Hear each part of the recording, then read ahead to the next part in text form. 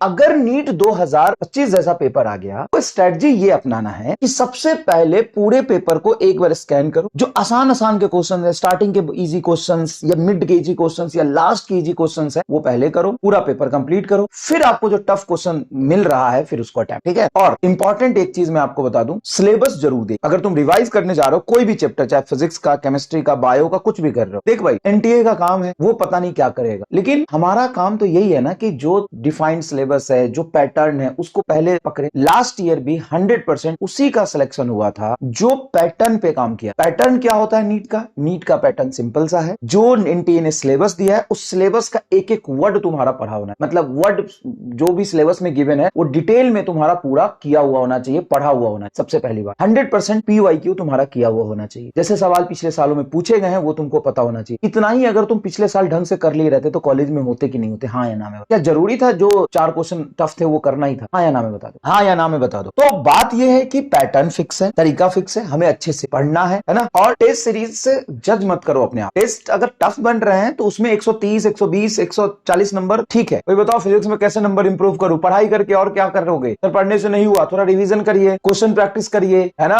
Formula को याद रखिए, कंसेप्ट को समझिए। 113 फिजिक्स तो 255 आया तो तुम फिजिक्स पढ़ क्यों रहे हो? तुम तो बायोलॉजी पढ़ो पहले, है ना, पहले तो बायोलॉजी पढ़ो। 255 में 200 300 नंबर तो बायोलॉजी में आने चाहिए तुम्हारे। और हर चीज में समय लगता है थोड़ा सा। एक चीज मैं देख रहा था कमेंट में, बच्चे कह रहे थे सर 30 मिनट में सिर्फ फॉर्मूला बता दो। वो भी समय आएगा जब मैं 10 मिनट में, 15 मिनट में, 20 मिनट में पूरा चैप्टर आपको रिवाइज करा दूंगा, लेकिन वो समय आएगा और वो लास्ट मोमेंट पे होगा। पहले एक बार तो पूरा रिवीजन करोगे ना भाई, कि पहली बार में रिवीजन जस्ट जो तुमने मान लो जो चैप्टर 14 लेक्चर में कंप्लीट किए, 14 लेक्चर का मतलब 14 दूना 28 और 28 और लगभग 4 और 32 घंटे, तो 30 से 32 घंटे में जो तुमने लेक्चर कंप्लीट किए हैं, जो चैप्टर कंप्लीट किए हैं, जो थ्योरी पढ़ा है 32 घंटे में, उसको तुम क्या चाहते हो? कितने दिन में रिवाइज हो जाना चाहिए? 20 मिनट में? मतलब मजाक समझ के रखा है क्या? इसलिए तो नंबर नहीं आ रहे। एक बार तो डिटेल में आपको रिवीजन करना पड़ेगा। मिस्टर फिजिक्स सफिशिएंट है या पीवाई अलग से करने? उसमें नीट और जेई सारे पीवाई क्यों इंक्लूडेड है, तो अलग से क्यों करना है? ठीक है। तो देखो पहली बार में आप जल्दीबाजी करोगे ना तो फिर वही रह जाओगे जहां तुम हो। हमें जल्दी जल्दी करना है लेकिन जल्दीबाजी नहीं करना, ये स्टेटमेंट अपने दिमाग में बिठा लो। हमें जल्दी करना है लेकिन जल्दीबाजी नहीं करना। पहली बार में थोड़ा टाइम लगेगा। तो देखो अगर तुमने 30 घंटे में कोई चैप्टर कंप्लीट किए हैं, 30 घंटे में चैप्टर कंप्लीट किए, तो उसको रिवीजन करने में 3 से 4 घंटे लगेंगे। और वही 3 से 4 घंटे के ड्यूरेशन के मैं आपको लेक्चर दे रहा हूं जिसमें कंप्लीट थ्योरी, पूरा क्वेश्चन, सब कुछ 100% डिटेल में रिवाइज्ड है। फिर भी आपको क्यों टेंशन हो रहा है मुझे समझ नहीं आ रहा। और चीजों को करने में समय लगेगा, ऐसा नहीं कि जादू हो जाएगा। आपको सिलेबस कंप्लीट किए हुए कितने दिन हुए? 15 से 17 दिन। अब 17 दिन में अगर तुम 70-80% सिलेबस 11th का रिवाइज कर लिए, 12th का ही मेजर पोर्शन रिवाइज कर लिए, धीरे धीरे टाइम के साथ सारा रिवाइज हो जाएगा। तो पेशेंटली पहले काम करो, तब रिजल्ट की उम्मीद करो। साल भर से काम कर रहे हैं तो साल भर से बहुत लोग, सारे लोग काम कर रहे हैं, बहुत सारे लोग काम कर रहे हैं, ऐसा नहीं कि सिर्फ आप अकेले काम कर रहे हो। तो हिम्मत रखो, मेहनत करो, पुश करो, अपना बेस्ट दो। सबसे ज्यादा अच्छा यही कर सकते हो आप। ठीक है। हर रोज थोड़ा थोड़ा इंप्रूव करो, हर रोज थोड़ा थोड़ा इंप्रूव करो।